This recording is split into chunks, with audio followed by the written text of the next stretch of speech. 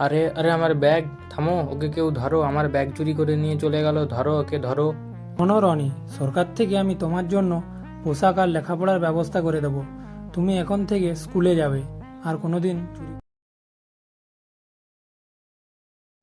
রাহুল, রাহুল, কটা বাজে? এখনো পড়ে পড়ে ঘুমাচ্ছিস? স্কুল কখন যাবি? তাড়াতাড়ি ওঠ আর রেডি হয়ে স্কুল যা। ও বাবা, দিলেটা ঘুমটা কেঁচাল করে, বেশ ঘুমাচ্ছিলাম।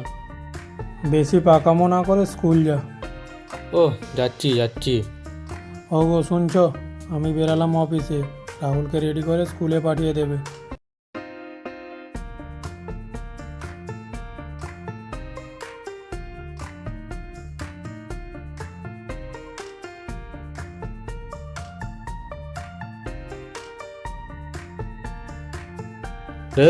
ভালো লাগে না দিন দিন স্কুলে যেতে। কি আর করা যাবে, কিন্তু যেতে তো হবেই স্কুলে। যাই, আর কি করব।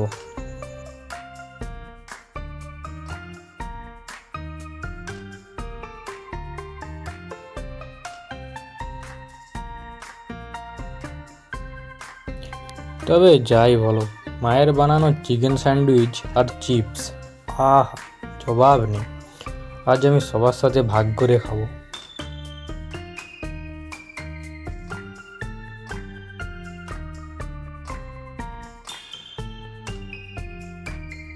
আরে আরে আমার ব্যাগ! থামো, ওকে কেউ ধরো, আমার ব্যাগ চুরি করে নিয়ে চলে গেল, ধরো ওকে ধরো। আমি বরং ওর পিছন পিছন গিয়ে দেখি কোথায় যায় ছেলেটা। ওই দাঁড়া, ওই ছেলে দাঁড়া রে, দাঁড়া, বলছি দাঁড়া। এই তো ছেলেটা এখানে এসে ঢুকেছে।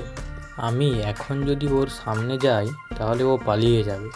আমাকে একটু বুদ্ধি খাটাতে হবে, আশেপাশে গিয়ে দেখি কেউ আছে কি না।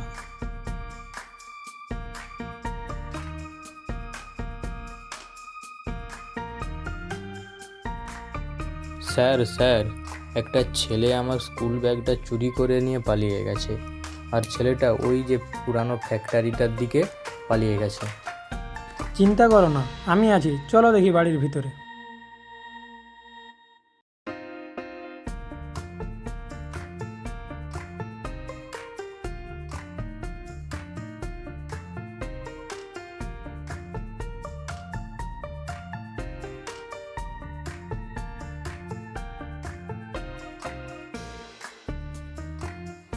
তুমি ওর ব্যাগ চুরি করেছো কেন?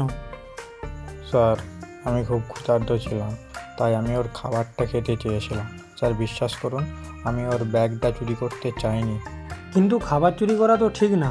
শুধু খাবার কেন, কোনো কিছু চুরি করাই ঠিক না। স্যার, আমরা কি ওর জন্য কিছু করতে পারি না?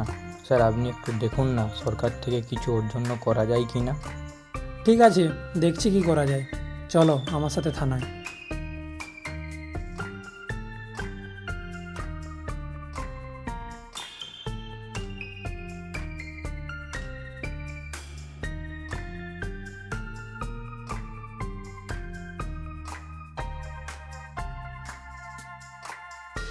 তোমার নাম কি বাবু?